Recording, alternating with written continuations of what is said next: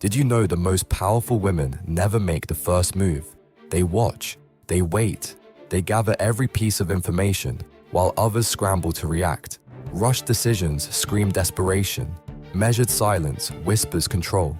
You notice what their body says when their mouth lies. You hear the truth in what they don't say. You see patterns they don't even know they're making. While they're busy talking, you're busy learning. Their weaknesses, their desires, their fears. This is not hesitation. Hesitation comes from insecurity. This is strategy. This is strength. When you finally move, it's calculated. When you finally speak, it's devastating. You enter negotiations knowing exactly what they need. You handle relationships 3 steps ahead. You make business decisions with complete clarity, because while they were reacting to the moment, you were reading the entire game. The woman who observes first controls everything. Patience is not passive, it is the ultimate power move.